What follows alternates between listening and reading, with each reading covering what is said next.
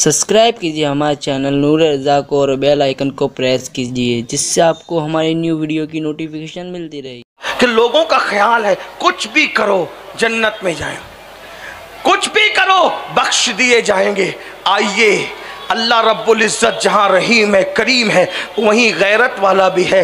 हज़रत सैयदना मालिकुद दीनार फरमाते, मालिक इब्ने दीनार कहते हैं कि मुझे पता चला कि मेरे पड़ोसी को सकरात लगी, मेरा पड़ोसी मरने लगा, उसको मौत आ रही है, वो दुनिया से जा रहा है।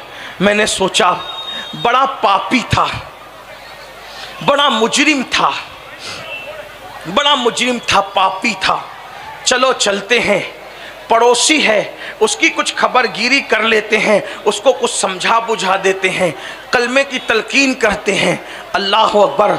हज़रत मालिकुद दीनार गए तो जाने के बाद मालिक इब्ने दीनार फरमाते हैं उसके सीने से गरम गरम सांसें निकल रही थी। मतलब ये था कि अब ये बहुत दिनों तक ज़िंदा नहीं रहेगा। तो मैंने उसको कहा क्या हाल है? उसने रो करके कहा, ऐ मालिक, अल्लाह ने जब जब मुझे सेहत दी, तंदुरुस्ती दी, मैंने अल्लाह की नाफरमानी की, मैंने गुनाह किया, मैंने जराइम किए।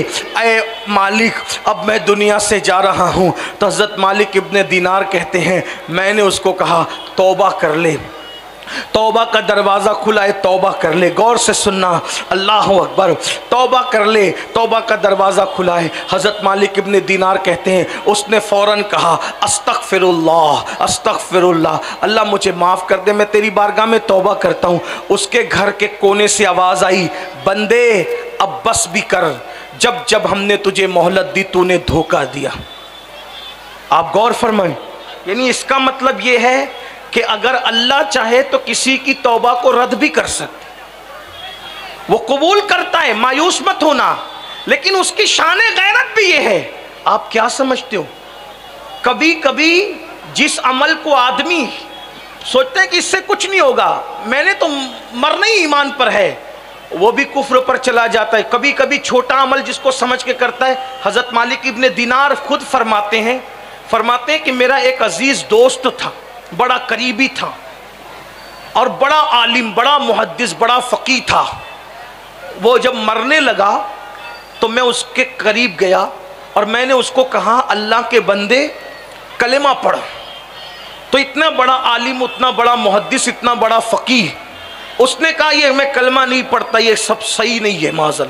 यानी उसने अलल ऐलान कलमे का इनकार कर दिया, उसने मरते मरते कलमे का इनकार कर दिया। हजरत मालिकुद दीनार कहते हैं मैं डरा, अल्लाह, ये मरते मरते कुफ्र की तरफ चला गया, ये मरते मरते दीन का, इस्लाम का, कलमे का इनकार कर गया। हालांकि फ़ुक़हाए अहनाफ के नज़दीक मसला कुछ और है, मैं उसकी तरफ अभी नहीं जाता, लेकिन मैं उसी को फॉलो करता हूँ। हम हनफी हैं और हनफियत ही के फॉलोवर हैं। लेकिन हज़रत मालिकुद दीनार का अपना मसला कर, उनके अपने नज़रियात आपके सामने बता रहा हूँ। वो कहते हैं मैं रो पड़ा, मैं रो पड़ा, मैं रोने लगा, या अल्लाह वो काफिर हो गया मरते मरते। और कुछ देर के बाद खबर आई कि वो तो मर गया, यानी कुफ्र पे मरा।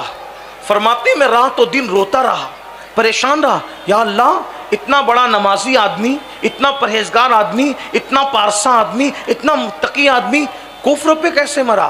तो मैं अल्लाह से दुआ करता था, अल्लाह तू मुझे उसको ख्वाब में दिखा, मुझे ख्वाब में दिखा, मैं पूछूं तो सही वो कुफ्र पे क्यों मरा, वो कुफ्र पे क्यों मरा, वो कुफ्र पे क्यों मरा। मालिकुद दीनार कहते हैं बहुत दुआएं की, बहुत दुआएं की, रातों दिन दुआएं की, पांचों वक्त में दुआएं की। आखिरकार एक रात मैंने क्या देखा कि वही बड़ा नेक, मुत्तकी, परहेजगार जिसको हम समझते थे, बड़ा आबिदो जाहिद था, वो जहन्नम के अंदर है। तारकोल का लिबास उसके बदन पर है, उसके पैरों में जहन्नम की आग की जूतियां हैं, उसके पूरे बदन पर जहन्नमी लिबास है। मैंने उसको देखा तो रो पड़ा, वो भी रो रहा था। मैंने पूछा जालिम, तू तो बड़ा मुत्तकी, बड़ा परहेजगार, बड़ा आबिद व जाहिद कहलाता था, बता तू कुफ्र पे कैसे मरा, तू काफिर होके कैसे मरा? उसने जवाब दिया, ए मालिक, तुम जानते हो मेरी नमाजें कभी नहीं छूटी, रमज़ान शरीफ के रोज़े कभी नहीं छूटे, मेरी तहज्जुद कभी नहीं छूटी, मैं कुरान भी पढ़ता था, मैं मुहद्दिस था, आलिम था, फ़क़ीह था, लेकिन ए मालिक तुम्हें क्या बताऊं कि मुझे एक बीमारी हो गई। गौर से सुनना, इसी पे बात पूरी कर रहा हूं। वो कहता है मुझे एक बीमारी हो गई, मैं तबीबों के पास दौड़ता रहा, हकीमों के पास दौड़ता रहा। तबीबों ने और हकीमों ने कहा तेरी बीमारी का इलाज नहीं है। आखिरकार एक यहूदी हकीम के पास गया तो उसने मुझे कहा कि देख, तेरी बीमारी का इलाज तो मेरे पास नहीं है, अलबत्ता जो तुझे तकलीफ है वो तकलीफ दब जाएगी। तूने एक काम करना कि साल भर में एक कटोरा भर के शराब पी लेना, बस कटोरा भर के शराब साल में एक बार पीना है। वो कहता है ए मालिक, मैं शराब को बतौर दवा सबसे छुप करके एक कटोरा एक साल में शराब पी लेता था ताकि मेरी बीमारी दब जाए, और उसकी वजह से कुछ मुझे फ़र्क भी पड़ता था, इसलिए शराब पी लेता था। मगर बतौर दवा जब मैंने शराब पी साल में एक कटोरा, तो मरते मरते शराब की नहूसत की वजह से फिर तहज्जुद काम ना आई, फिर नमाजें काम ना आई, फिर तकवा परहेजगारी काम ना आई, और मरते हुए मेरा ईमान छीन लिया गया और काफिर होकर के मरा। आपसे पूछना चाहता हूं, जो साल में एक मर्तबा दवा के तौर पर शराब का एक कटोरा पी ले, वो मर रहा है तो कुफ्र पे मर रहा है। ऐ मेरी कौम के जवानों, जो शादियों में भी शराब पी रहे हैं, जो खुशियों में भी शराब पी रहे हैं, जो मैयतों का गम भुलाने के लिए शराब पी रहे हैं, जो मोहब्बत में धोखा खा के किसी के दुख को दर्द को भुलाने के लिए शराब पी रहे हैं, जो बच्चों के खतना और पैदाइश की खुशी में भी शराब की पार्टियां रख रहे हैं, बताओ जब इतना मुत्तकी परहेजगार तहज्जुद गुजार शराब का एक कटोरा बतौर दवा पीता है तो वो कुफ्र पे मर रहा है, उनका अंजाम क्या होगा। और आजकल तो लोग कहते हैं मौलाना शराब पीना हराम है ना, अगर नशे का इंजेक्शन लगाओ तो क्या है, उस पर कोई बात है, नशे की गोलियां खाओ उस पर क्या बात है, नशे की दवा पियो उस पर क्या बात है, कोई चीज सूंघ के नशा करो उस पर क्या बात है। हमने कहा जालिम, तू अभी इतना होशियार नहीं हुआ, ये ज़बान रिसालत है, ज़बान रिसालत। वो हाल भी उनके सामने हाथ बांधे खड़ा है, माजी भी उनके सामने हाथ बांधे खड़ा है, मुस्तकबिल भी उनके सामने हाथ बांधे खड़ा है। मेरे नबी वो हैं जो अपने जमाने में बैठकर पिछला जमाना भी देख रहे थे और क़यामत तक का आने वाला दौर भी देख रहे थे। रसूलुल्लाह की एक हदीस तुम्हारे सारे तोहमात पर जो है वो नशेमंद पे बिजली गिरा देती है। आका फरमाते हैं कुल्लो मुस्किरिन हराम, जिससे नशा हो सब हराम, जिससे नशा। अब इंजेक्शन लाओ या क़यामत से पहले और पता नहीं तरक्की करके लोग क्या जाएंगे क्या करेंगे। हुजूर अलैहिस्सलाम के एक जुमले ने क़यामत तक के लिए सबको समेट लिया। कुल्लू मुस्किरिन हराम, हर नशावर चीज हराम है, और जिसको अल्लाह के रसूल ने हराम कह दिया उसको कोई हलाल नहीं कर सकता। मौत के वक्त जबान पे कलेमा नहीं आएगा।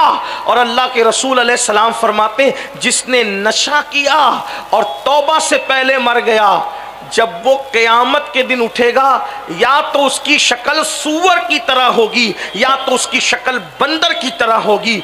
इसलिए मुसलमानों, आखिरत पे यकीन है तो आखिरत की तैयारी करो, नेक अमल करो। हाँ, अल्लाह की शान ये है, अगर वो नाराज़ रहता है तो फिर तहज्जुद पढ़ने वालों को भी कुफ्र पे मारता है, और अगर वो करम फरमा दे तो कुत्ते को पानी पिलाने पे भी जन्नत मिल जाती है, रास्ते से तकलीफ देने वाली चीज़ हटाने पे भी जन्नत मिल जाती है, किसी को देख के मुस्कुराने से भी जन्नत मिल जाती है, हसन बसरी के हाथ चूमने पर भी जन्नत मिल जाती है, बायजीद बुस्तामी को देखने पे भी जन्नत मिल जाती है, किसी आलिम के नाम पे नाम रखने की बुनियाद पे भी जन्नत मिल जाती है, अगर वो करम फरमा दे तो किसी चिड़िया को दाना खिलाने पे भी जन्नत मिल जाती है। तो फिर हमें क्या करना चाहिए?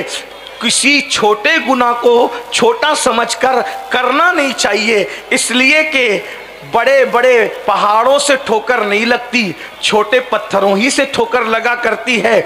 और किसी नेकी को छोटी समझकर छोड़ नहीं देना चाहिए, इसलिए कि कतरे कतरे से दरिया बन जाता है। इसलिए छोटी से छोटी नेकी भी करो और छोटे से छोटे गुनाह से भी बचो। अल्लाह पाक की बारगाह में दुआ है, अल्लाह सबसे पहले मुझे और आप सबको जराइम से बचाए, गुनाहों से बचाए। अल्लाह हम सबकी ज़िंदगियों में इनकलाब पैदा फरमाए, और गुफ्तगू के दरमियान अगर कोई गलती हो गई हो, अल्लाह पाक अपने हबीब सल्लल्लाहु अलैहि वसल्लम के सदक़ो तौफ़ील माफ़ फरमाए।